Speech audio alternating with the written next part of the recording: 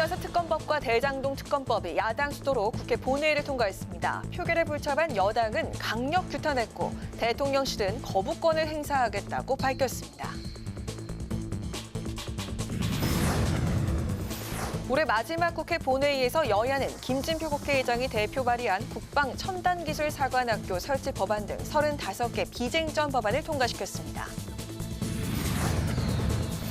국민의힘 한동훈 비대위원장이 비정치인을 전면에 내세운 비대위원 인선을 발표했습니다. 민주당 이재명 대표는 정세균 전 총리와 오찬 회동을 갖고 당 통합 방안 등을 논의했습니다. 대기자의 시선으로 분석해보는 정가동향, 모교 정치클럽, 기자, 대기자, 20대와 40대 비정치인들을 전면 배치한 한동훈 비대위 인선 결과에 대한 평가와 오늘 정세균 전 총리를 만난 이재명 민주당 대표가 당내 갈등을 수습하기 위해 어떤 결단을 내리게 될지 예측해보겠습니다.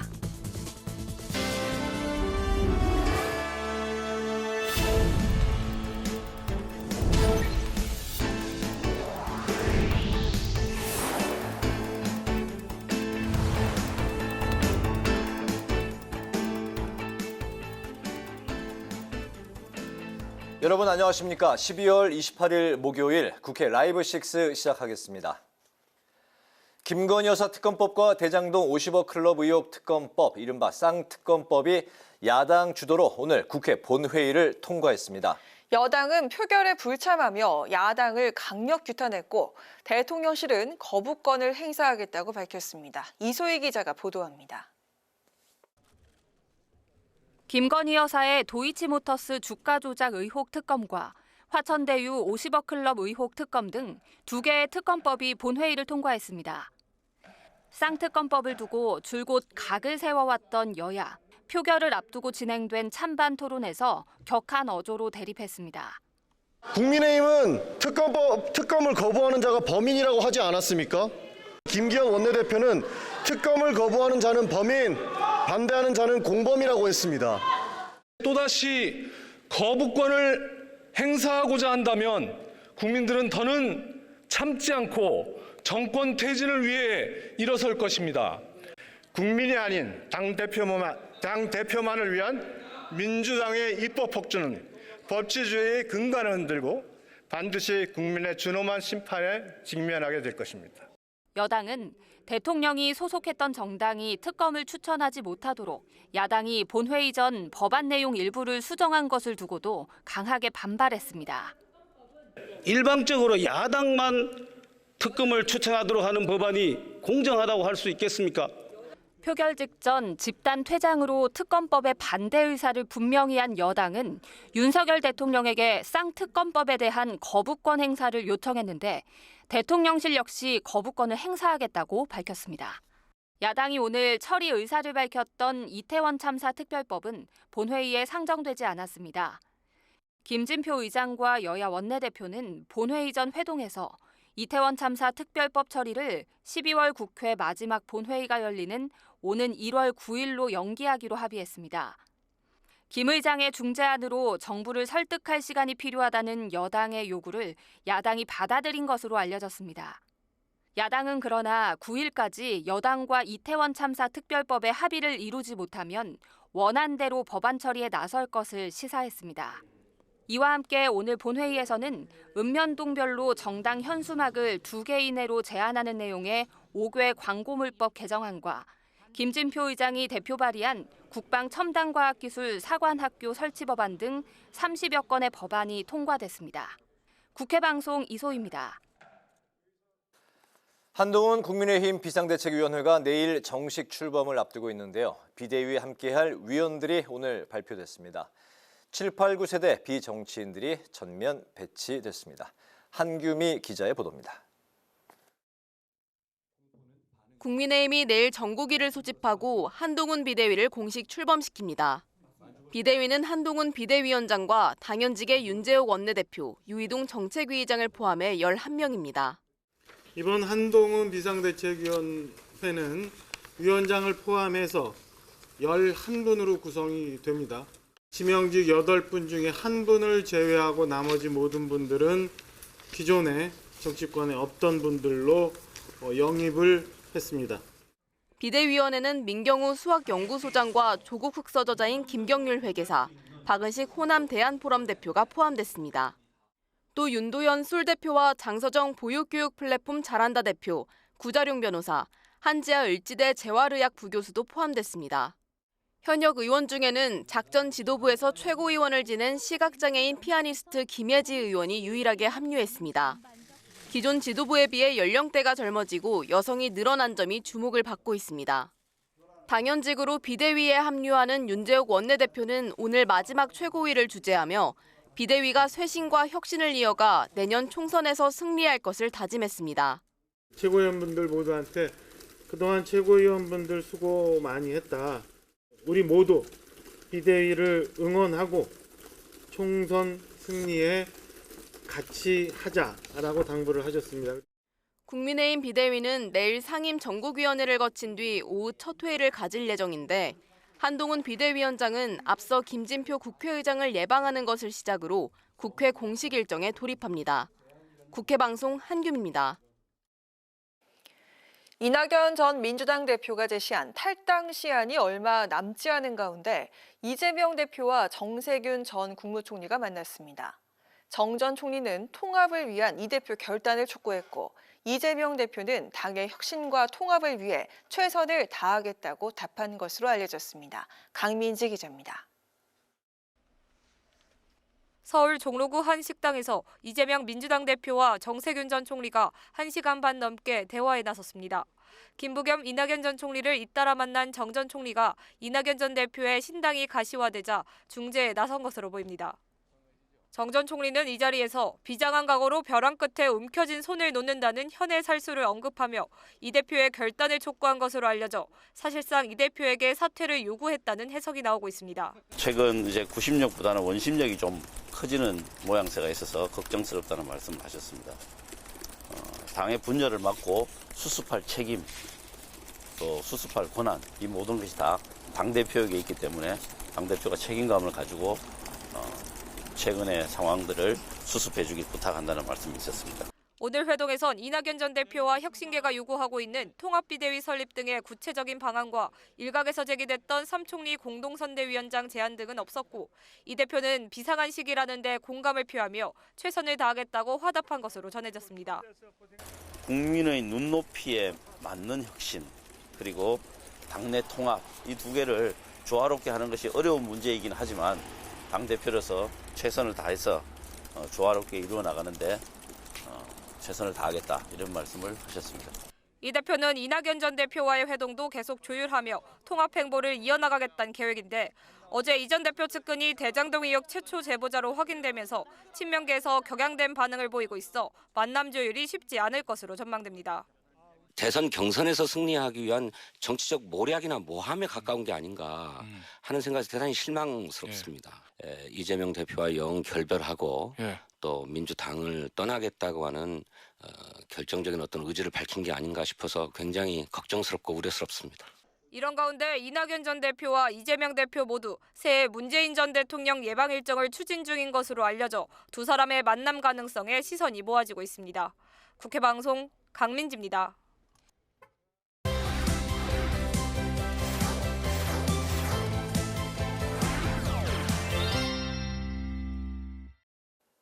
이슈픽에서 여야 정치권 이슈를 좀 더 자세하게 짚어보겠습니다. 오늘은 김지수 아나운서 나와 있습니다. 안녕하세요. 네, 안녕하세요. 네, 국민의힘이 비대위원 후보 명단을 발표를 했습니다. 11명인데요. 현역 의원 1명을 제외하고 모두 비정치인입니다. 그렇습니다. 현역 의원 김예지 의원을 제외하고 이제 비정치인인데요. 10명 중에서 당연직을 제외한 8명을 한동훈 비대위원장이 직접 인선을 했는데요. 대부분 7, 8, 9세대의 젊은 비정치인으로 구성됐다. 7, 8, 9세대가 뭐죠? 네, 70년, 80년, 90년대생이란 뜻이죠. 이번에 신조어죠? 그렇습니다. 네. 예, 이렇게 볼 수 있겠는데요. 10명 중에서 이제 구자룡 변호사와 김경률 회계사 그리고 박은식 내과 전문의가 눈에 띄는데요.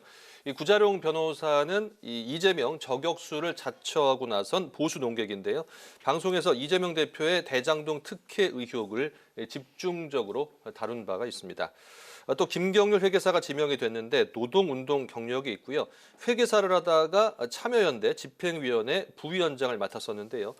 조국 사태 당시에 참여연대를 비판하면서 탈퇴하고 2020년 8월에 출간된 조국 흑서의 공동 저자이기도 합니다. 즉 탈진보 시민운동가로 볼 수 있겠고요. 이 박은식 내과 의사는 호남 출신의 또 보수 농객인데요. 2022년 대선 당시 윤석열 후보를 공개 지지했었고 SNS와 언론 기고를 통해서 보수 논객으로 알려졌습니다. 이외에도 21세 최연소 비대위원인 윤도현 솔 대표, 또 한지아 을지대병원 교수, 장서정 보육 전문가, 민경우 대한연대 상임대표, 그리고 앞서 말씀드린 대로 유일한 현역 의원인 김예지 의원이 임명이 됐고요. 그리고 당연직으로는 윤재혁 원내대표와 유이동 정책위의장이 참여하게 됩니다. 네, 뭐 초장부터 세대 교체 이야기를 했는데 이 세대 교체는 이루어진 것 같은데 뭐 면면은 살펴봐야겠죠. 네. 말씀하신 대로 8명 중에 7명이 비정치인입니다. 이번에 인선된 비대위원들 이제 그 내일 상임 전국이 의결을 거치게 된다고요? 그렇습니다. 국민의힘이 오늘 최고위에서 비대위원을 인선하기 위한 상임 전국위를 개최하기로 의결을 했는데요. 내일 오전 10시에 온라인상에서 온라인입니까? 예, 열릴 예정입니다. 이 상임 전국위에서 비대위원 추인이 이루어지면 임명장이 수여가 되고 공식 이제 비대위 체제로 넘어가게 되는데요. 국민의힘 당원 당규를 보면 비대위원 임명 즉시 비대위 설치가 완료가 되고 동시에 당대표 권한대행과 최고위원이 그 지위와 권한을 상실하게 되고요. 역할을 한번 비교를 해보면 비대위원장이 당대표 역할을 하게 되고요. 그리고 비대위원이 최고위원의 역할을 하게 되는 그런 구조가 되겠습니다. 그렇군요. 자, 민주당은 대장동 의혹 제보가 다시금 이슈가 되고 있습니다. 이낙연 전 대표의 최측근 인사가 대장동 의혹을 언론에 최초 제보한 사람이 바로 자신이다. 자, 이렇게 밝혔다면서요? 네, 이 언론사의 최초 보도한 내용을 잠깐 살펴보면 2021년 8월이었습니다. 네. 그 당시에 이제 한 언론사에 이재명 후보님 화천대유는 누구 것입니까? 이런 이제 제목의 칼럼이 실렸는데 대장동 의혹 관련 첫 보도였고요. 이 제보자가 이낙연 전 대표의 측근으로, 네, 당시에 좀 그랬던 것 같아요. 네, 알려졌었지만 구체적으로 확인된 것은 이번이 처음인데요. 남평호 전 국무총리실 민정실장입니다. 남평호 전 민정실장 어제 이낙연계 싱크탱크인 연대와 공생사무실에서 기자회견을 열었는데요. 대장동 의혹을 언론에 최초 제보한 사람은 자신이라고 밝힌 겁니다. 2021년 7월에 대장동 주민 한 분이 찾아와서 비리 의혹을 조사해달라고 요청을 했다. 당시 경선 캠프 종합상황실장으로 이 사실관계를 알아봤고 언론에 제보했다고 설명을 했고요. 다만 이를 그 당시에 이낙연 전 대표에게는 보고하지 않았다고 덧붙였습니다. 제보 당시에는 보고하지 않았지만 제보 사실을 알리겠다는 말에는 이 전 대표도 이번에 동의를 했다고 밝혔는데요. 이 전 대표가 이번에 동의한 것을 두고 신당 창당으로 마음을 굳힌 것 아니냐 이런 정치권의 분석이 나오고 있습니다. 네, 말씀을 하신 대로 이낙연 전 대표가 당과 결별을 사실상 선언한 게 아니냐 이런 해석도 나오고 있는데 당 내에선 어떤 입장이 나오고 있습니까? 네, 진성준 의원 오늘 인터뷰에서 남 전 실장이 스스로 제보자임을 밝힌 것에 대해서 이재명 대표와 결별하고 민주당을 떠나겠다는 의지를 밝힌 것 같다. 걱정스럽다. 이렇게 밝혔고요. 2021년 제보 당시에 이 전 대표에게 보고는 됐을 것이다. 됐을 것이다. 네, 이렇게 추측을 하기도 했습니다. 네. 신경민 전 의원은 검찰 수사와 재판이 진행되는 과정에서 제보자가 누구이냐는 의미가 없다. 큰 의미가 없고 재판 결과를 기다리는 것밖에 방법이 없다고 지적을 했고요. 한편 홍익표 원내대표는 오늘 라디오 인터뷰에서 이재명 대표와 또 이낙연 전 대표 간의 만남 가능성이 완전히 사라진 것은 아니기 때문에 확실히 말하기는 어렵지만 당내에 좋은 분위기는 안 될 것 같다 이렇게 우려를 전하기도 했습니다. 네, 그렇죠. 이런 가운데 오늘 이재명 대표와 정세균 전 총리가 오찬 회동을 가졌습니다. 이낙연 측근의 제보 파문 이후에 만난 자리이기 때문에 더욱더 주목도가 높았던 것 같은데 어떤 내용이 오갔을까요? 네, 앞서 리포트에서도 전해드렸는데요. 다시 한번 정리를 해보겠습니다. 총선을 앞두고 3총리 연대설이 급부상하자 이재명 대표가 지난 20일에는 김부겸 전 총리를 만났고요. 오늘은 정세균 전 총리를 만난 것인데요. 정세균 전 총리, 당의 분열을 막고 수습할 책임과 권한이 모두 당 대표에게 있기 때문에 책임을 가지고 수습해달라고 말했고요. 총선에서 수도권에 집중을 해야 된다. 특단의 대책이 필요하다고 밝혔습니다. 또 한동훈 비대위원장이 선민 후사라고 언급한 것을 말하면서 이 대표에게 선민, 후민의 정신으로 정치를 해달라고 당부하기도 했습니다. 이에 이재명 대표, 국민 눈높이에 맞는 혁신과 당내 통합에 최선을 다하겠다고 답했습니다. 다만 당내 비주류에서 요구하고 있는 이재명 대표의 이선 후퇴나 통합 비대위 체제와 관련된 내용이 직접 언급되지는 않은 것으로 전해지고 있습니다. 네, 그렇군요. 자, 마지막으로 본회의 소식 살펴보도록 하겠습니다. 쌍특검법은 민주당이 공언을 한 대로 오늘 본회의를 통과했네요. 이제 윤석열 대통령의 거부권 행사, 이게 관건될 것 같습니다. 그렇습니다. 야당 주도로 오늘 대장동 50억 클럽 특검법과 김건희 여사 주가 조작 특검법, 일명 쌍특검법이 국회 본회의를 통과를 했습니다. 국민의 의원들이 퇴장한 가운데 이제 표결이 이루어졌는데요. 50억 클럽 특검법은 재석 181명 중 찬성 181표, 그리고 김건희 여사 특별법은 재석 180명 중 찬성 180표로 통과가 됐는데요. 이 쌍특검법이 지난 4월에 야당 주도로 패스트트랙으로 지정된 이후에 상임위 180일, 본회의 60일을 거친 후에 이제 오늘 처리가 된 겁니다. 특히 김건희 여사 특검법의 경우 원안은 이 대통령이 소속된 정당, 즉 여당이 특별검사를 추천할 수 없도록 했지만 민주당과 정의당은 만약에 윤석열 대통령이 탈당할 가능성까지 대비를 해서 대통령이 소속됐던 정당도 특별검사를 추천할 수 없도록 하는 수정안을 상정해서 의결을 했습니다. 다만 국민의힘이 법안 통과 즉시 대통령에게 제2요구권, 즉 거부권을 요청하겠다고 밝힌 만큼 그동안에 양곡관리법이나 간호법, 방송법, 노란봉투법처럼 다시 이제 국회로 넘어오게 될 것으로 보이고요. 재의결 과정을 거치게 될 텐데 재의결 과정은 3분의 2 이상의 찬성이 있어야 되기 때문에 통과가 쉽지는 않다. 이런 상황으로 볼 수 있겠습니다. 네, 그리고 이태원 특별법은 다음 달로 본회의 처리가 미뤄졌네요. 네, 이태원 특별법은 내년 1월 9일 본회의에서 처리될 전망인데요. 당초 민주당은 오늘까지 합의가 안 되면 오늘 본회의에서 김진표 국회의장 중재안을 단독 처리할 방침이었지만 원내대표의 회동 후에 처리 날짜를 미뤘습니다. 민주당 이모경 원내대변인, 국민의힘에서 김진표 의장 중재안을 가지고 다시 정부를 설득해서 처리할 수 있도록 시간을 달라, 1월 9일까지 시간을 달라는 요청이 있었다고 밝혔는데요. 다만 그날까지 합의가 안 되면 민주당 안으로 처리하겠다는 입장을 전했습니다. 김진표 의장의 중재안은 특조위 구성을 전제로 특검 요구 권한을 삭제하고, 즉 특검을 빼고 법의 시행 시기를 내년 총선 이후로 미룬다, 이런 내용들이 담겨 있었습니다. 네, 오늘 이슈픽은 여기까지 듣겠습니다. 김지수 아나운서 고맙습니다. 네, 고맙습니다.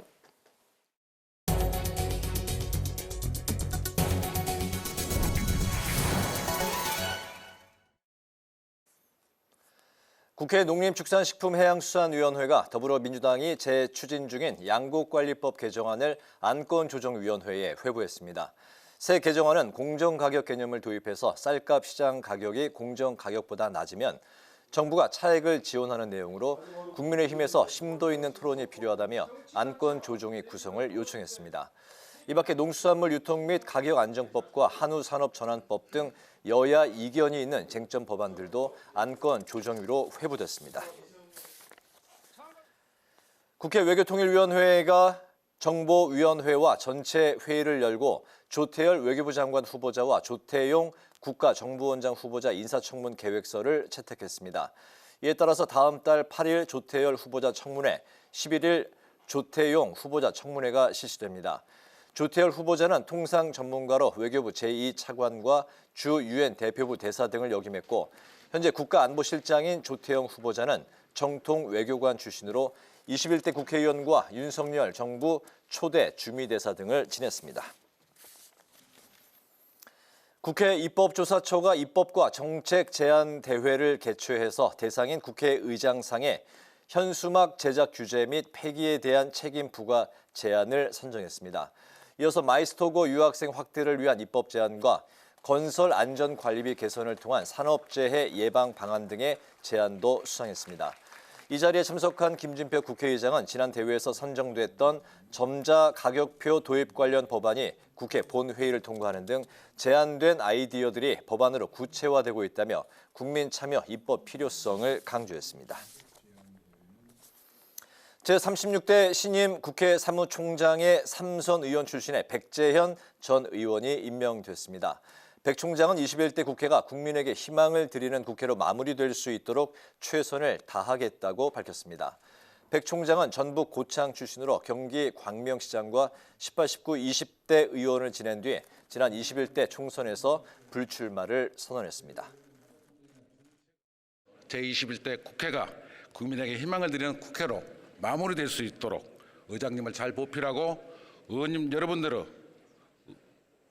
의정활동에 최선을 다해서 한치의 소람도 없도록 최선을 다하겠습니다.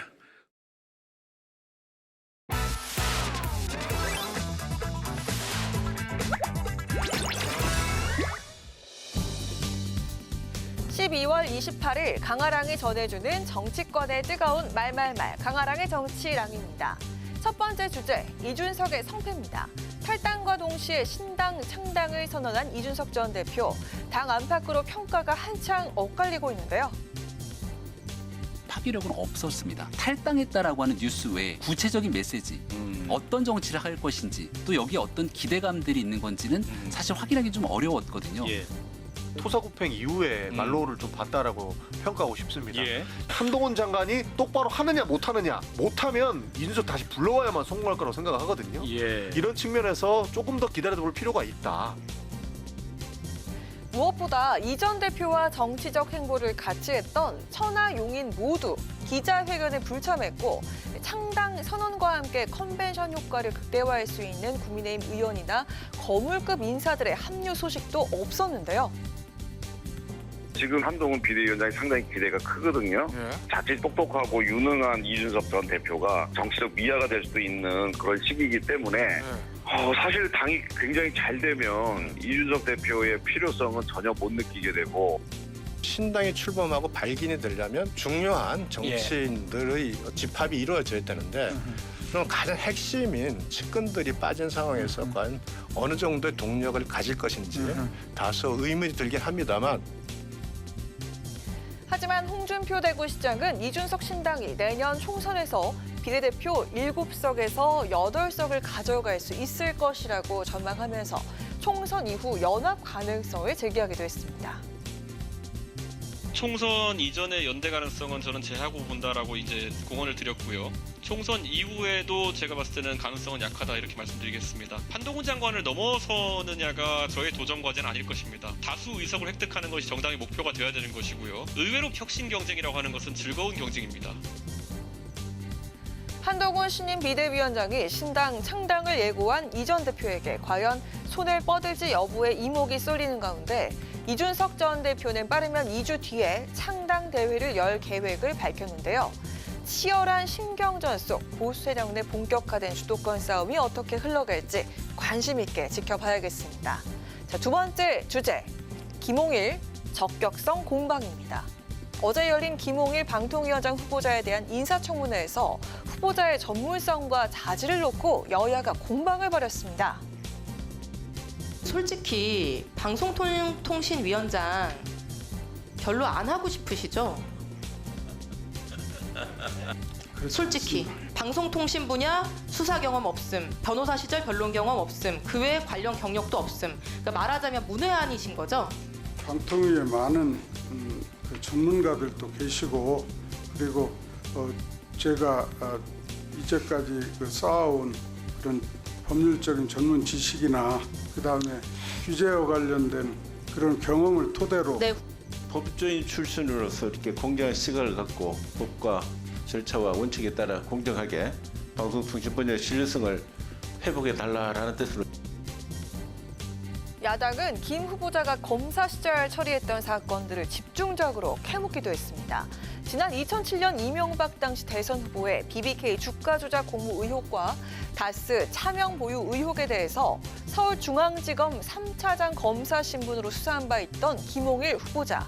당시 이명박 후보를 무혐의 처리했지만 지난 정부의 재수사 끝에 다스 실소유주로 판명난 점을 지적한 겁니다. 의 실소유주가 이명박 전 대통령이었다는 걸 모르셨어요? 그 당시에는 시절에? 그런 증거가 없다고 근데 건희 위원장 하실 발표했습니다. 때 BBK 사건을 공정하게 수사했다고 이명박 정부에서 훈장을 줍니다. 이게 말이 되나요? 저는 지금까지 똑같은 말씀 드리는데요. 법과 원칙대로 예, 공정하게 그러셨겠죠. 오늘 국회 과방위 민주당 의원들이 기자회견을 열고 김홍일 방송통신위원장 후보자에 대한 인사청문 결과 5대 부적격 사유를 확인했다며 후보자 지명 반대 뜻을 밝혔습니다. 여야의 김 후보자 인사청문 보고서 채택 여부에 귀추가 주목됩니다. 지금까지 강하락의 정치랑이었습니다.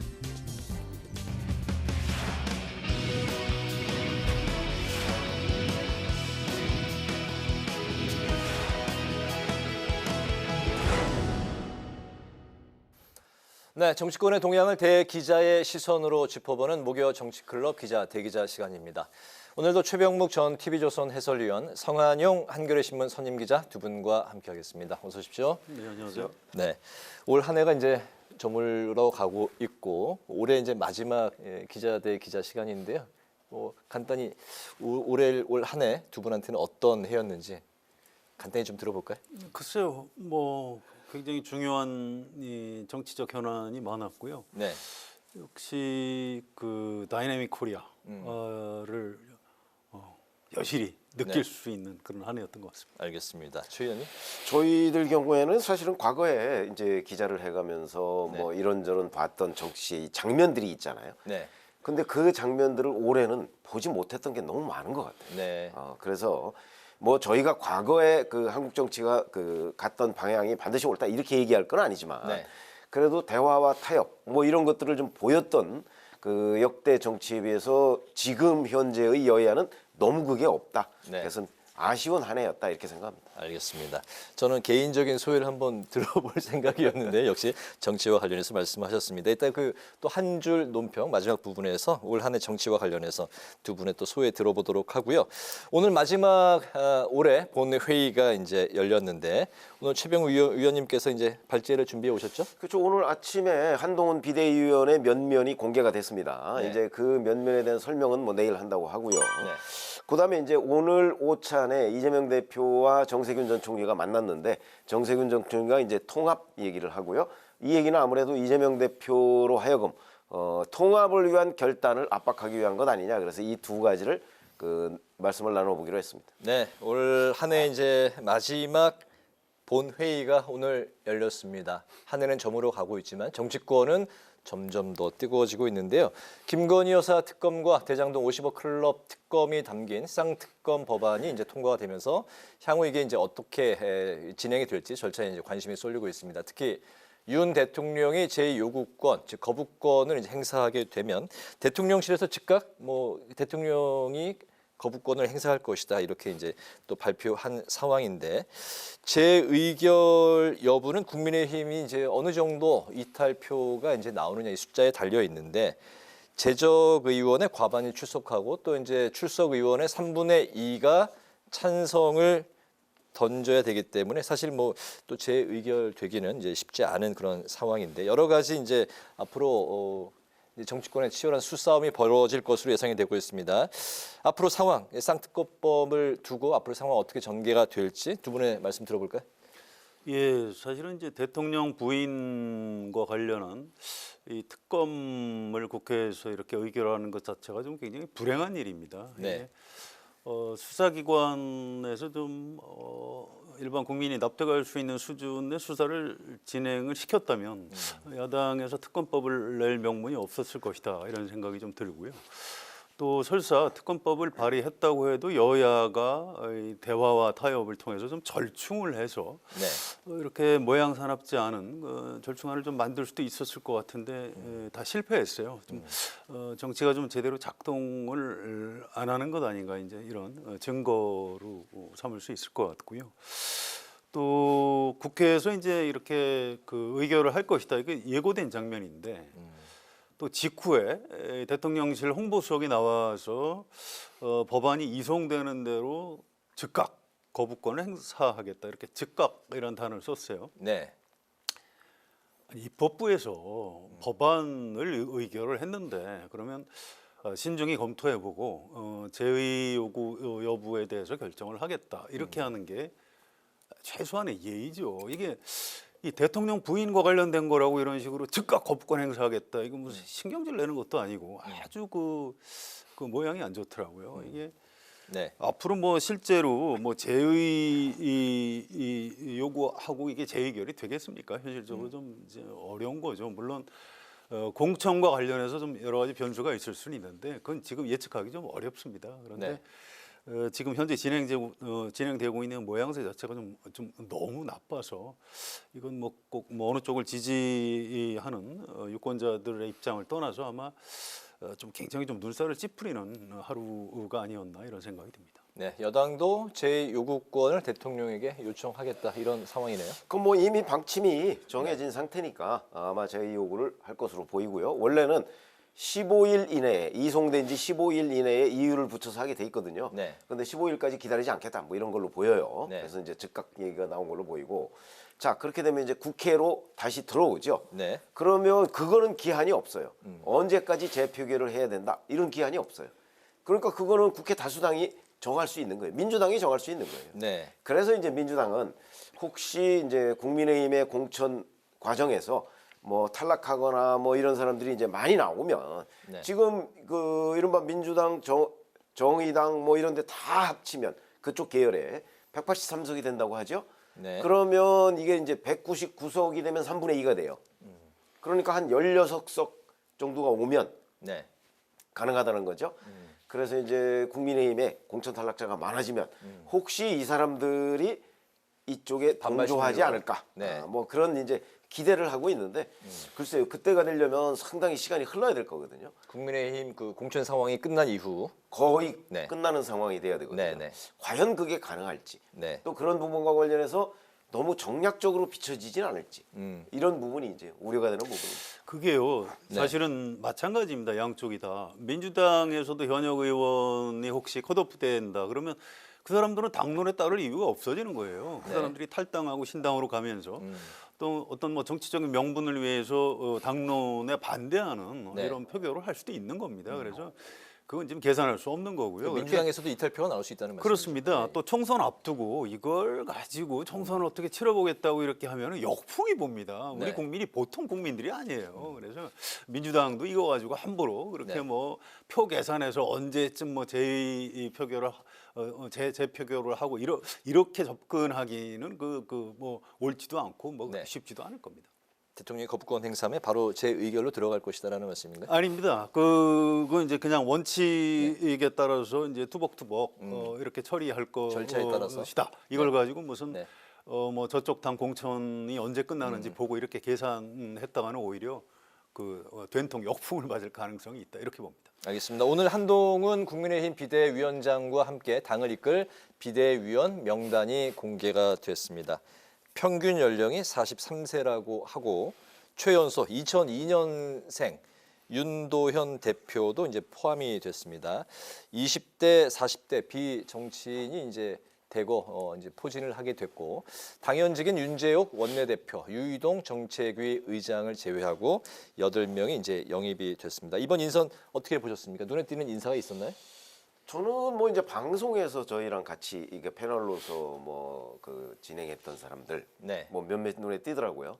근데 이제 그런 사람들은 이제 나와서 이제 국민의힘 쪽에 적극적인 옹호를 했죠. 아마 그런 부분이 눈에 띄어서 이제 비대위원으로 들어간 것이 아닌가 싶고 그 첫 번째 느낌은 자 저희가 아는 사람이 거의 없어요. 정치인이 아니니까.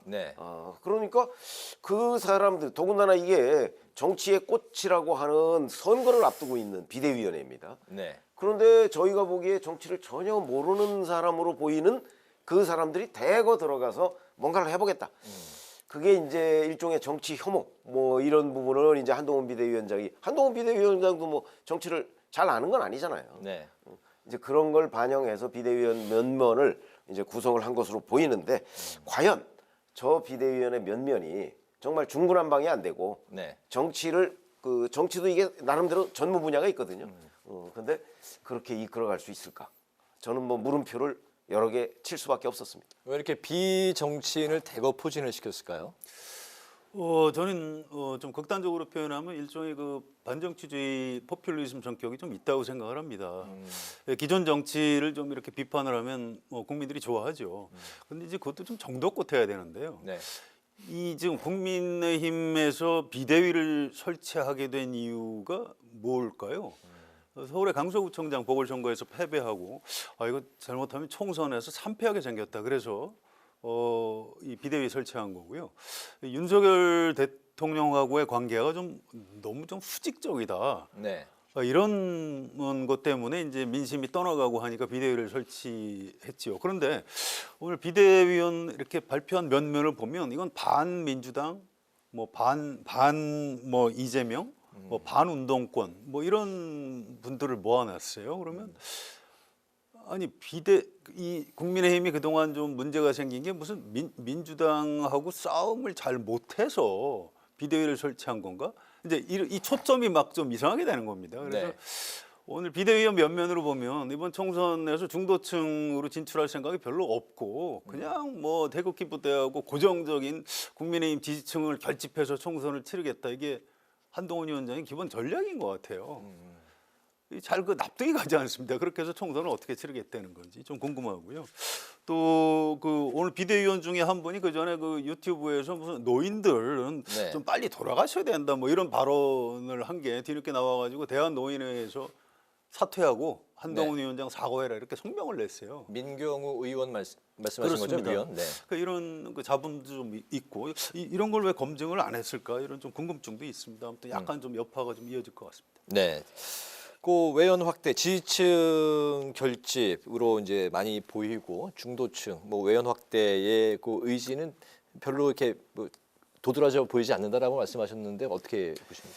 글쎄 지금 있는 그 면면만 봐서는 외연 확대를 안 하면 내년 총선에 제1당이 되기 어렵죠. 네. 그러니까 아마 끊임없이 노력을 할 겁니다. 그러니까 민주당적인 시각으로 보면 외연 확대 포기했나? 이렇게 생각하기 쉬운데 그걸 포기할 리가 있겠습니까? 아마 끊임없는 시도가 있을 텐데 그에 대한 평가가 긍정적인 평가가 나올 것이냐 부정적인 평가가 나올 것이냐는 거 저희가 섣불리 단정하기 어렵다.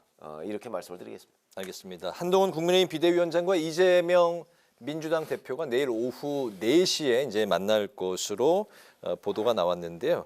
한 비대위원장이 이제 국회 예방 차원에서 이제 국회의장과 이재명 대표를 이제 찾아서 인사를 하는 형식이 될 텐데 최근에 이제 한 위원장이 이재명 대표를 향해서 민주당은 검사를 싫어하면서 검사 사칭한 분을 절대 존엄으로 모셨다.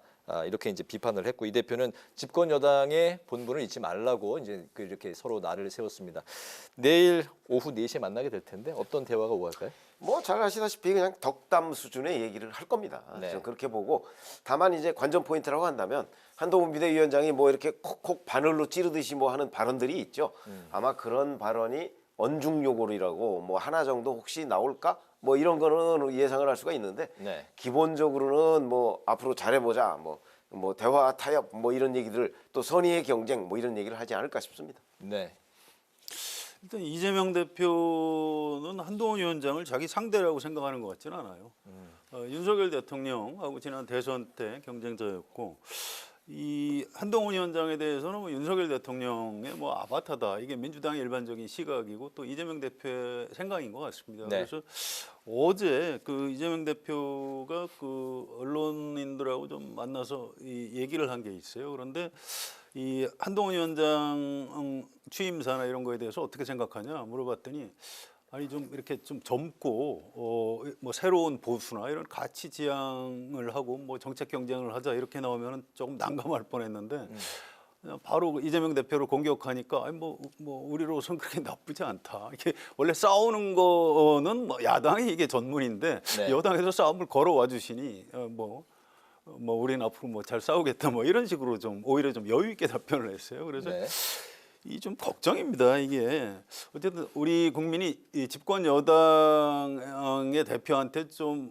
바라는 기본 어떤 태도 같은 게 있거든요. 그래도 약간 손해를 보는 것 같더라도 여당은 좀 국정을 책임지고 끌고 나가는 어떤 이런 모습 이런 걸 보여줬으면 좋겠다 하는 게 있는데 한동훈 위원장이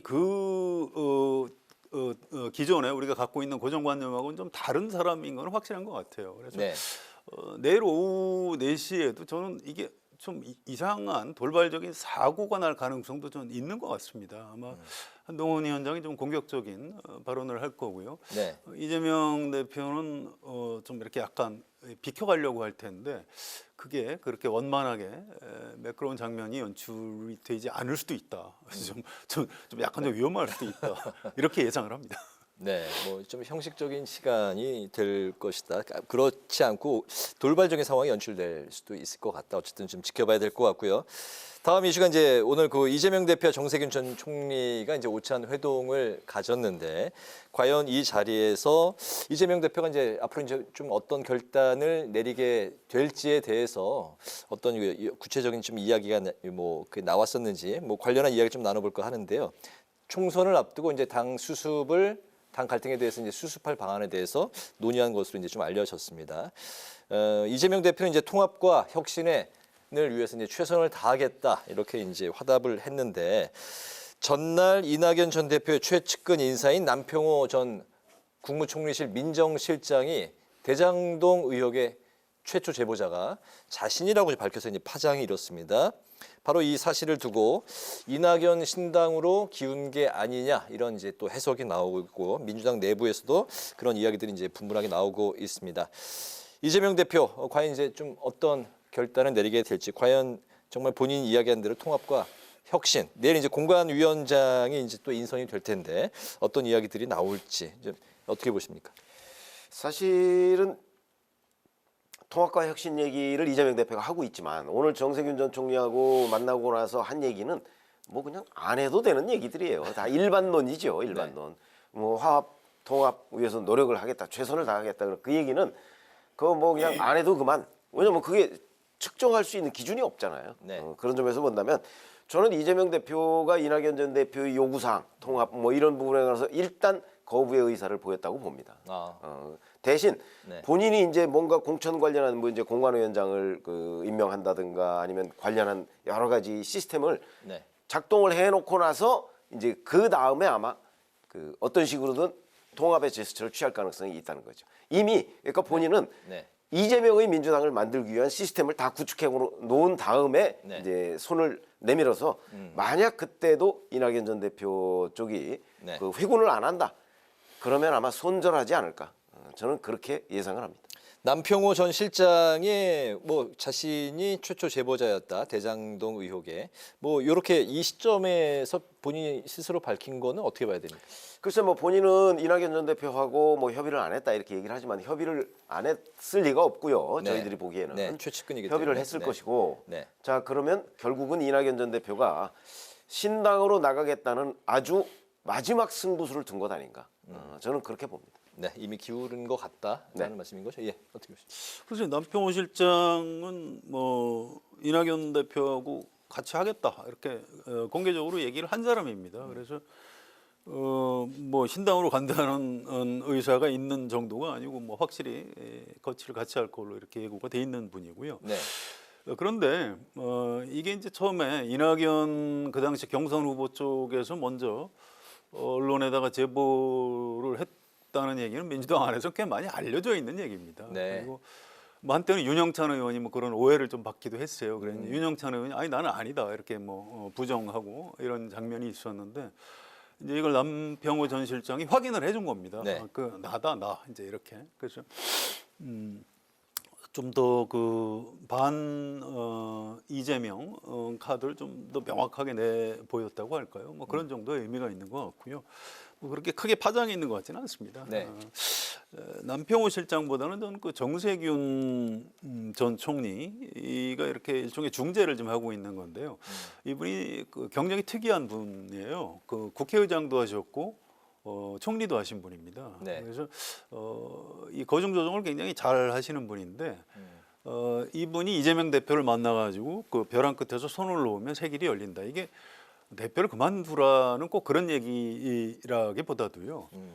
벼랑 끝에 있는데 이제 밑에 땅하고 사실은 발이 얼마 떨어져 있지 않은데 겁이 나니까 못 넣는 거거든요. 근데 놔도 죽지 않습니다. 이제 그 얘기를 저는 메시지로 전한 거라고 봅니다. 그래서 뭔가 이재명 대표가 좀 양보를 하면 이낙연 신당도 좀 막을 수 있고 또 우리 다른 입장이 좀 다르지만 김부겸 전 총리나 나 정세균 전 총리 이런 사람들도 좀 이렇게 통합을 해서 잘 단결을 해서 총선을 치를 수 있다. 이런 굉장히 좀 강한 메시지였다고 합니다.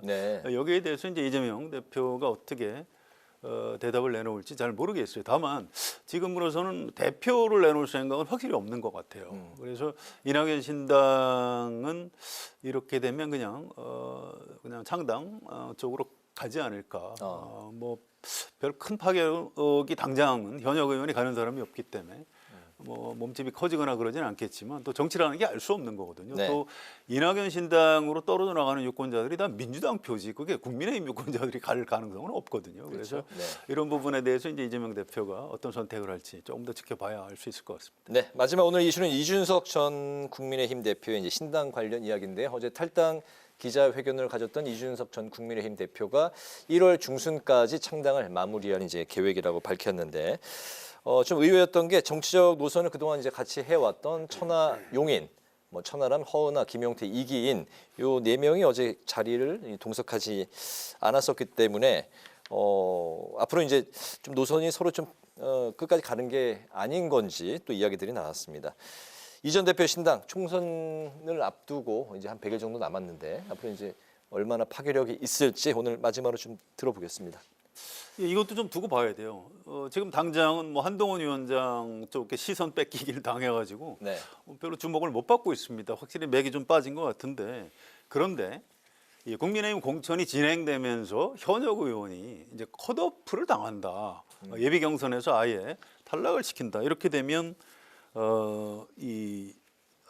총선 출마를 하기 위해서 이준석 신당으로 옮겨갈 가능성이 있는 겁니다. 그래서 이것도 지금은 뭐 아무것도 아닌 것처럼 뭐 시작은 미약하나 끝은 창대하리라 이렇게 될지 뭐 이런 것들을 알 수가 없어요. 그래서 이게 그냥 뭐 이준석 전 대표 뭐 나가서 만들든 말든 뭐 마음대로 해라 이렇게 태도를 취하는 게 윤석열 대통령하고 국민의힘 한동훈 위원장한테 꼭 이득인지 잘 모르겠어요. 전 이것도 이준석 전 대표를 어떻게 어떤 태도로 이렇게 예우하는가를 우리 일반 유권자들이 다 보고 있다고 생각합니다. 그래서 이런 부분에 대해서 윤석열 대통령이 지금 무슨 생각인지 잘 모르겠습니다. 그런데 이게 좀 아주 극단적인 상황에서 이낙연 신당하고 이준석 신당, 금태섭 신당, 양양자 신당 이런 것들이 뭐 혹시 합쳐져서 제3의 세력이 될 수도 있는 거예요.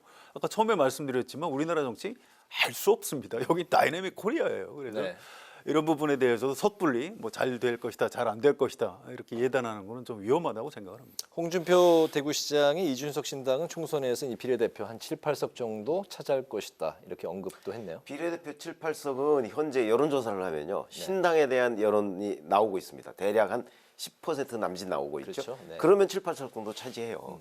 근데 저희들의 경험으로 보면 그 신당이라고 했을 때 일반 국민들이 호감을 갖는 거지 거기에 이제 이준석 전 대표가 뭐 대표인 뭐 예를 들어서 개혁신당 뭐 이렇게 얘기하면 또 달라져요. 그렇기 때문에 이게 이제 인물과 구도 얘기를 많이 하거든요. 그럴 경우에 과연 이준석 신당이 인물과 구도에서 기존 양당을 능가할 수 있을 것인가? 저는 그렇게 보지 않아요. 그렇기 때문에 뭐 나중에 물론 뭐 변화가 어떤 변화가 있을지는 뭐 저희가 섣불리 예단할 수는 없지만 그 지금 현재 이준석 전 대표가 처하고 있는 상황을 종합해 보면 뭐 그렇게 전망이 밝지는 않다. 이거는 분명해 보입니다. 네, 알겠습니다.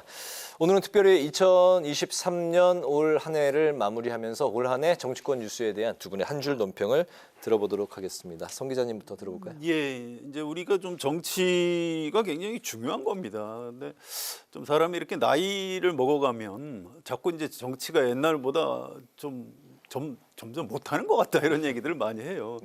그 이제 그 보는 유권자 본인이 이제 옛날 정치인들보다 나이가 많아지면 그런 현상이 좀 나타납니다. 그런데 길게 보면 옛날에 우리 그 이승만 독재, 박정희 독재에서 독재 정권이었고 또 군인들이 뭐 쿠데타를 막 일으켜서 정권을 잡고 그때는 확실히 정치 후진국이었던 것 같은데 그다음에 87년 6월 항쟁 이후로 그래도 정권이 잘못되면 국민이 투표로 정권을 쫓아내고 심지어 뭐 현직 대통령 탄핵까지 했는데도 뭐 유혈 충돌 뭐 그런 거 안 일어나고 정권 교체가 무난히 일어나고 있습니다. 전 상당히 우리나라 정치가 좀 선진국으로 진입했다 이런 생각이 들고요. 네. 또 그동안 정치가 받쳐줬기 때문에 경제 발전도 한 거고 문화 발전도 이루어졌다 이렇게 생각을 합니다. 그래서 앞으로도 정치를 좀 더 좋게 만들어야 우리나라가 이제 경제도 발전하고 뭐 복지도 발전할 것이다 이런 생각이고요. 네. 이제 새해를 앞두고 있기 때문에 오늘 덕담 차원에서 정치인들을 좀 격려하는 차원에서 네. 좋은 정치가 좋은 세상을 만든다라고 논평하겠습니다. 네, 최 의원님. 자, 지난 1년간을 우리가 이렇게 되돌아보면 사실 여야 간에 뭐 제대로 된 합의나 타협, 첨예하게 이제 충돌했던 이슈에 있어서 네. 그런 것이 거의 기억나는 게 없습니다. 뭐 대통령과 제1야당 대표 한 번 만난 적이 없죠. 이런 것들을 종합해 보면 결국 지난 1년간 정치라고 우리가 얘기하는 그 정치라는 것이 있었는가 네. 하는 부분에 대해서 굉장히 회의를 갖게 된다 하는 차원에서 제가 오늘 한 줄 논평은 정치 실종의 2023년 이렇게 하겠습니다. 알겠습니다. 목요 정치클럽 기자 대기자 이제 올해 마칠 시간이 됐는데요. 이 코너를 좋아하시는 분들이 상당히 이제 많이 계십니다. 오랜 기자 생활 동안에 이제 쌓아온 연륜 그리고 이제 통찰력, 논평들을 좋아하시는 분들이 많이 있다는 사실 두 분께 말씀드리고 싶고 올 한 해 또 감사의 말씀도 더불어서 드리겠습니다. 지금까지 최병묵 전 TV조선 해설위원, 성환영 한겨레 신문 선임 기자와 함께 국민의힘 비대위 인선 결과에 대한 평가와 또 본회의를 통과한 쌍특검법의 운명은 어떻게 될지 그리고 올 한 해 정치권 뉴스에 대한 두 분의 한 줄 논평까지 들어봤습니다. 오늘도 잘 들었습니다. 두 분 내년도 건강하시고요. 오늘 새해 마무리, 올 한 해 마무리 잘 하시기 바랍니다. 고맙습니다. 오늘 국회 라이브 6도 여기서 마치겠습니다. 시청해 주신 여러분 고맙습니다.